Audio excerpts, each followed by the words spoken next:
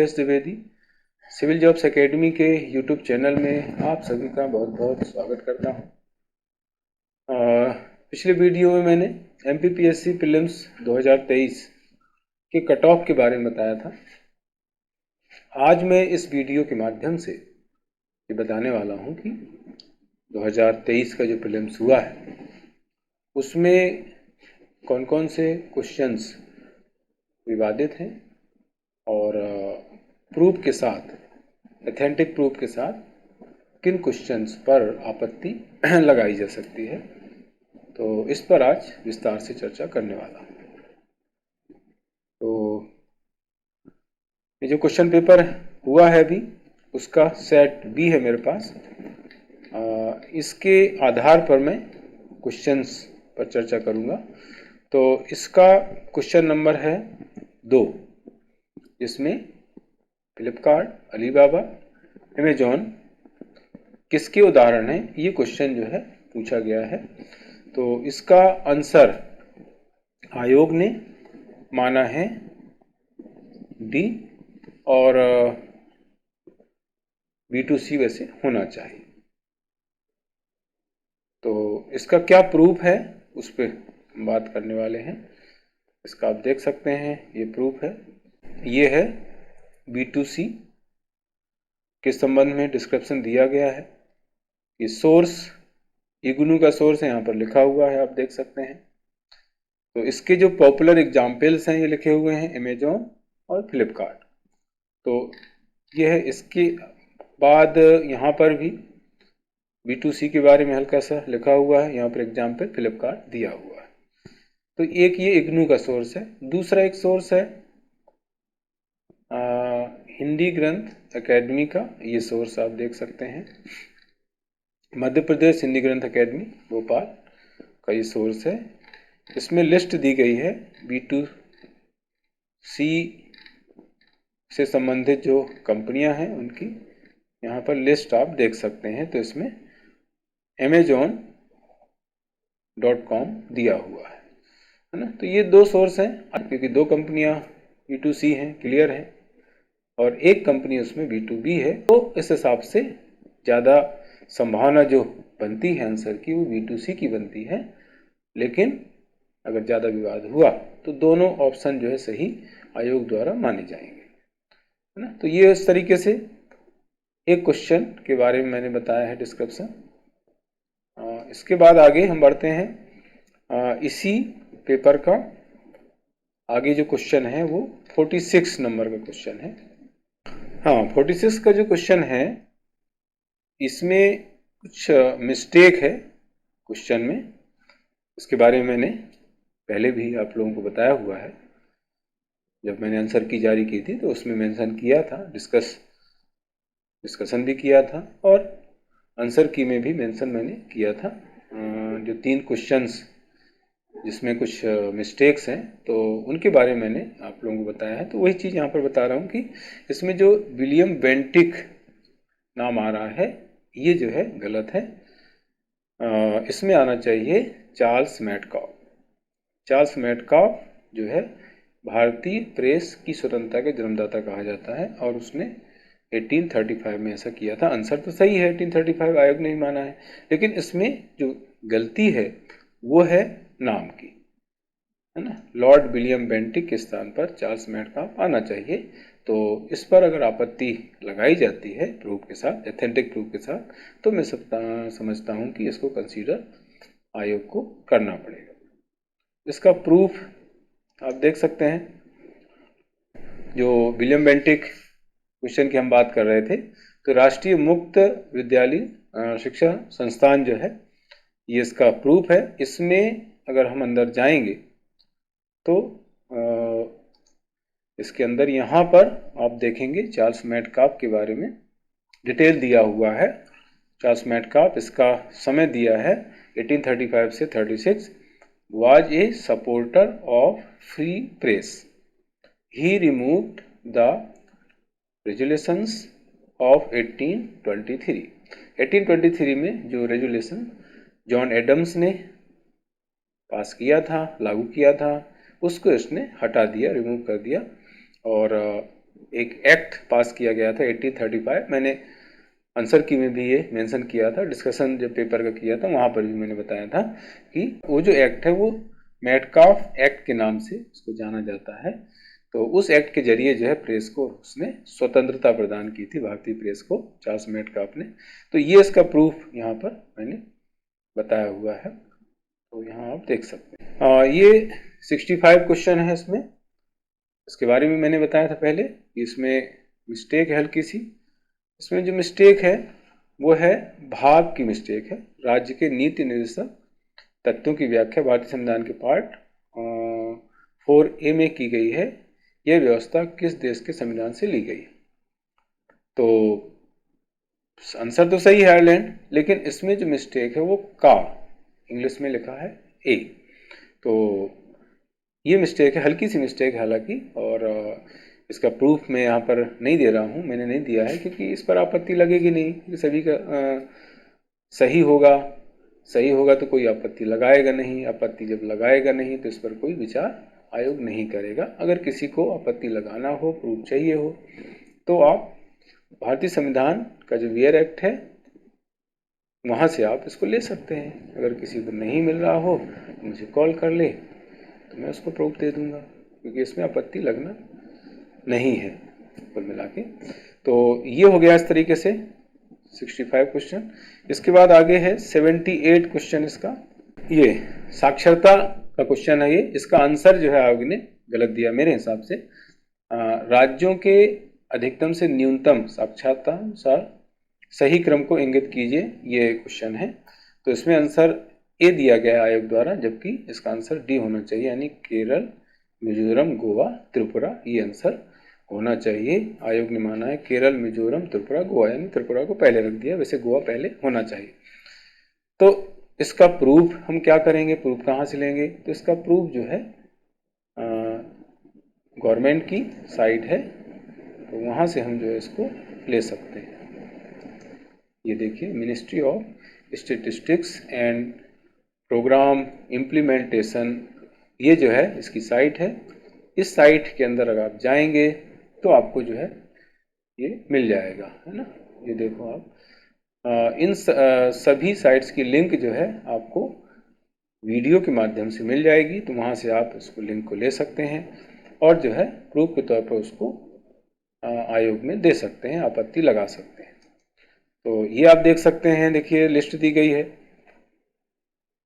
2011 की जो जनगणना है जो पूछी गई है उसके अकॉर्डिंग अगर हम देखें तो ये देखिए इसमें स्टेट वाइज साक्षरता के आंकड़े दिए गए हैं। तो इसमें आप देखेंगे गोवा, ये गोवा है, इसकी साक्षरता दर 88.7% है। केरल, ये केरल है, इसकी साक्षरता दर है 94.0% इसमें दी गई है। फिर मिजोरम है, मिजोरम की साक्षरता 91.3% दी गई है। इसके आगे और जाएंगे आप तो त्रिपुरा है, देखिए त्रिपुरा की दी गई है 87.2%। तो ये चारों स्टेट की मैंने यहाँ पर साक्षरता दर आपको बता दी है। आप देख सकते हैं सबसे ज़्यादा हो गई केरल की, फिर सेकंड नंबर पे मिजोरम आता है, इसमें कोई डाउट नहीं है। डाउट है गोवा और त्रिपुरा को लेकर के, तो उसमें त्रिपुरा को पहले रख दिया, गोवा को बाद में रखा है।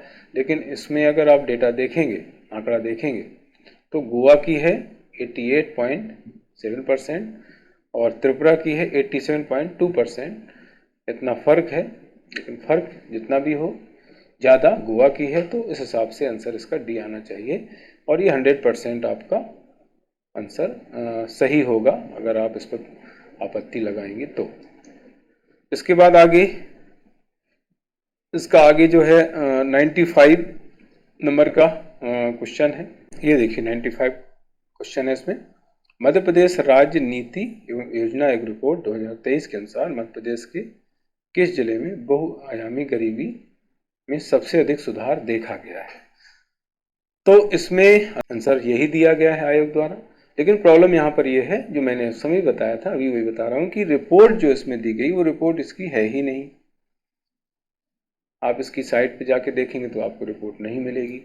क्योंकि ये रिपोर्ट जो है केंद्रीय नीति आयोग की है, केंद्र सरकार के अंतर्गत नीति आयोग है उसकी ये रिपोर्ट है, ये आपको ध्यान रखना है।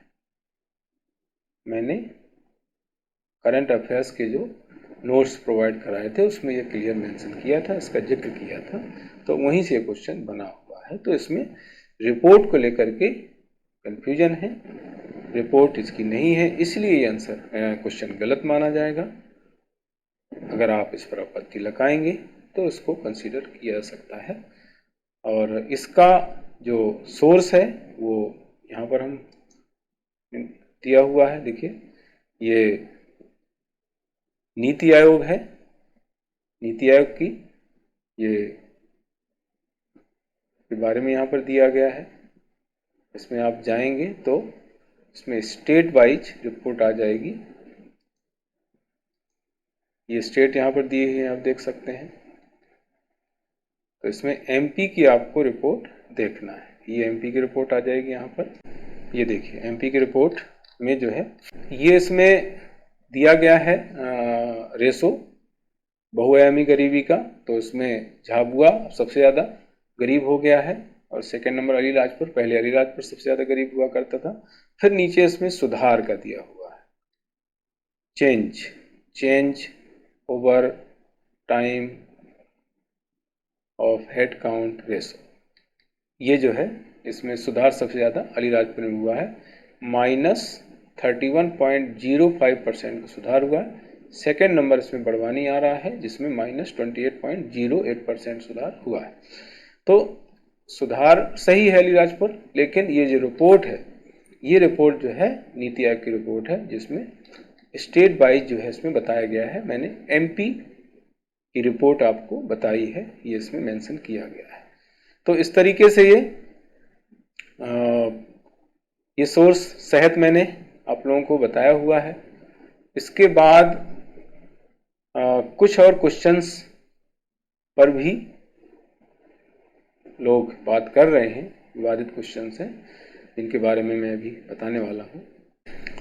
3-4 क्वेश्चन और हैं जिन पर लोग चर्चा कर रहे हैं विवाद के संबंध में। हालांकि उन पर कोई आपत्ति लगाने के लिए मैं प्रूफ यहाँ पर नहीं दे रहा हूँ, क्योंकि वो जरूरी नहीं है कि कंसीडर हो आयोग द्वारा, है ना, लेकिन लोगों द्वारा ऐसा कहा जा रहा है कि ये भी विवादित क्वेश्चन है, तो उनके संबंध में मैं आप लोगों को यहाँ पर बताने वाला हूँ। ये 51 नंबर का क्वेश्चन है, इसको लेकर के भी कुछ लोगों का कहना है कि ये गलत क्वेश्चन है, इसमें चारों आ सकते हैं ऐसा कहना है। बाकी इसमें आंसर शिक्षा संबंधी अधिकार दिया गया है और सही भी है वैसे ये, लेकिन कुछ लोगों का कहना है कि मानवाधिकार के अंतर्गत शिक्षा भी आता है। मानवाधिकार जो घोषणा पत्र है उसमें शिक्षा का उसमें उल्लेख किया गया है, इस आधार पर लोगों का ऐसा कहना है। तो अगर किसी के पास ऐसा प्रूफ हो तो उसमें लगा सकता है, कोई प्रॉब्लम नहीं। लेकिन मैंने इसमें कोई प्रूफ नहीं दिया है क्योंकि मुझे ऐसा नहीं लगता है कि इसमें कुछ हो सकता है, और अगर हो तो अच्छी बात है। इसके बाद आता है 47 नंबर का क्वेश्चन। आर मंजूश्री मूलकल्प निम्न में से किससे संबंधित है? तो इसमें आंसर महायान है, महायान आंसर सही है, लेकिन कुछ लोगों का कहना है कि वज्रयान भी इसका आंसर है। तो अगर ऐसा प्रूफ मिलता है किसी को तो उस पर लगा सकता है। मैंने प्रूफ इसमें नहीं दिया है क्योंकि मुझे महायान सही लगता है, ठीक है। तो इस पर भी आपत्ति लगाई सकती है अगर प्रूफ किसी के पास ऑथेंटिक है तो। इसके बाद आता है 24 नंबर का क्वेश्चन। हाँ, ये है 24 नंबर क्वेश्चन। दीवार पर मिट्टी से बनाई गई नोह डोरा अलंकरण किस जनजाति की विशेषता है? तो इसमें आंसर गोंड दिया गया है, आंसर ये सही है, लेकिन कुछ लोगों का ऐसा कहना है कि इसमें भील भी है, यानी भील के द्वारा भी इसको विकसित किया गया है। अगर इसमें किसी को ऑथेंटिक प्रूफ मिले तो लगा सकता है। मेरे हिसाब से गोल्ड आंसर सही है, बाकी फिर आयोग पर डिपेंड करता है ना। इसके बाद आता है 21 नंबर का क्वेश्चन। चित्रकूट धार्मिक स्थल को किस अन्य नाम से भी पहचाना गया है? ये क्वेश्चन है, इसका आंसर ब्रह्मपुरी है, मैंने भी दिया था, यही आंसर आयोग ने भी माना है। लेकिन कुछ लोगों का ऐसा कहना है कि जगतपुरी भी इसका आंसर हो सकता है, इसका आंसर जगतपुरी भी कहीं कहीं मिलता है। ब्रह्मपुरी ज़्यादातर मिलता है, लेकिन ऐसा कहना है कि जगतपुरी भी मिलता है, तो उसका भी वो भी आंसर सही होना चाहिए। तो इस तरीके से ये मैंने एक संभावित क्वेश्चन बताए हैं जो विवाद के अंतर्गत आ सकते हैं। बाकी स्टार्टिंग के जो 5 क्वेश्चन हैं वो तो विवादित हैं, उन पर आपत्ति कोई भी लगाएगा, एथेंटिक प्रूफ देगा, तो उसमें आयोग को चेंज करना पड़ेगा उनमें। बाकी जो 4 क्वेश्चन बाद में बताए हैं, इनकी गारंटी मैं नहीं दे रहा हूं। इसमें अगर प्रूफ कोई देता है तो आयोग हो सकता है चेंज कर दे, लेकिन मेरी तरफ से कोई भी प्रूफ इसमें नहीं दिया गया है, क्योंकि मुझे वो सही लगते हैं जो आयोग ने आंसर दिए हुए हैं। That's all. तो इस तरीके से ये सेशन आज का यही कंप्लीट हो जाता है। आगे मैं कुछ महत्वपूर्ण विषयों को लेकर के आप लोगों के समक्ष पुनः उपस्थित होऊंगा। आज के लिए इतना ही। सभी को बहुत बहुत शुभकामनाएं। आप सभी का दिन शुभ हो। थैंक यू, गुड लक, जय हिंद।